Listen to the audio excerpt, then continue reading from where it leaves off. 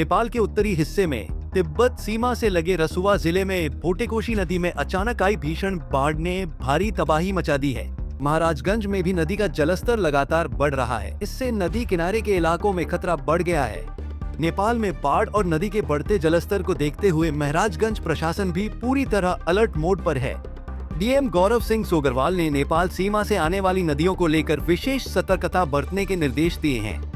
DM के निर्देश पर राजस्व विभाग, पुलिस, एसडीआरएफ और आपदा प्रबंधन विभाग की टीमें लगातार निगरानी कर रही हैं। निचलौल तहसील के सोहगी बरवा क्षेत्र के शिकारपुर और भोतहा गांव में पुलिस और आपदा प्रबंधन विभाग की टीम ने मुनादी कर ग्रामीणों को सतर्क किया है। अपने घरों से जो भी सुरक्षित सामान है, जो भी जरूरी आवश्यक हो, अन्यथा बहुत ज्यादा नहीं, जो भी आवश्यक सामान हो उसको कहीं सुरक्षित जगह पर रख लें। और बाढ़ आने की ज्यादा ही संभावना है क्योंकि नेपाल से काफी अधिक मात्रा में पानी छोड़ा गया है। जो भी सामान है उसको लेकर के किसी ऊंचे सुरक्षित स्थान पर व्यवस्थित हो जाए।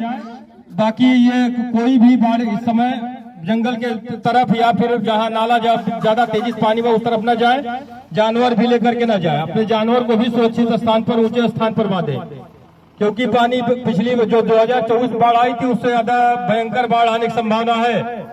वहीं ग्रामीणों से अपील की गई है कि वे नदी के आसपास जाने से बचें और किसी भी आपात स्थिति में तत्काल प्रशासन को सूचना दें। साथ ही लोगों से जरूरी सामान सुरक्षित रखने और पशुओं के लिए चारे की व्यवस्था पहले से करने को कहा गया है। सूचना प्राप्त हुई थी नेपाल के रसुआ जिले में भट्टीकोशी एक वहाँ पर हिम नदी के स्खलन से एक फ्लैश फ्लड की सूचना प्राप्त हुई थी। तो भट्टीकोशी और त्रिशूली नदी तंत्र में के चलते वहाँ पे काफ़ी मात्रा में पानी आया है। ऐसे में हमारा, चूँकि ये जो त्रिशूली नदी है ये हमारी जो गंडक नदी है उसकी एक सहायक नदी है, तो गंडक नारायणी नदी का जल स्तर भी बढ़ सकता है। तो ऐसे में एहतियातन के तौर पर हमारी सारी तैयारियां, हम लोग अलर्ट मोड में आ गए हैं। जो हमारा वाल्मीकि बैराज है अभी वर्तमान लेवल पे हमारा डेंजर लेवल से 3 मीटर नीचे है, अभी चल रहा है। और ये एक्सपेक्ट किया जा रहा है कि अगले 8 से 10 घंटों में वाल्मीकि बैराज देवघाट होते हुए वाल्मीकि बैराज का जलस्तर बढ़ेगा। ऐसे में हमारे खास तौर पर नारायणी छतौनी बंधा जो है हमारा, वहाँ पे सोगी वरवा समेत 3 ग्राम पंचायतें हैं जो इससे प्रभावित हो सकती हैं। उन सभी 3 ग्राम पंचायतों में और लगभग हमारे 8 रेवेन्यू विलेजेस आते हैं और लगभग 15,000 से अधिक की हमारी जनसंख्या है। उन सबको वहाँ पे हमने सूचित कर दिया है, अलर्ट कर दिया है।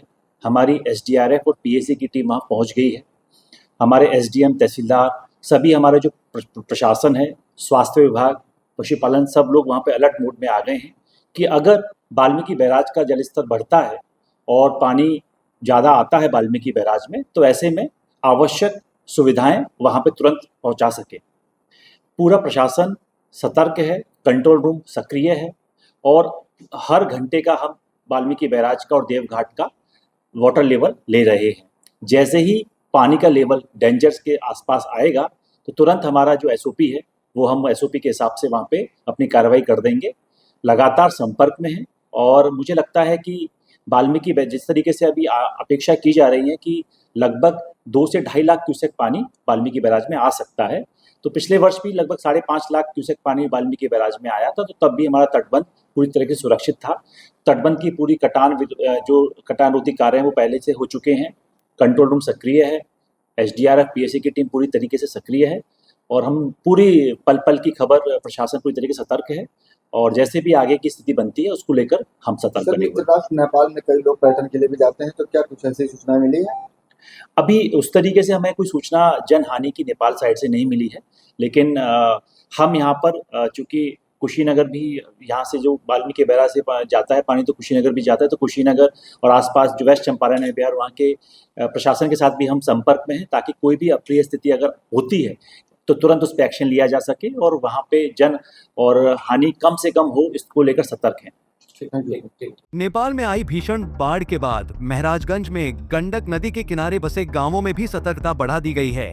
प्रशासन की टीमें लगातार जलस्तर पर नजर बनाए हुए हैं ताकि किसी भी संभावित बाढ़ की स्थिति में समय रहते ग्रामीणों को सुरक्षित स्थानों पर पहुंचाया जा सके।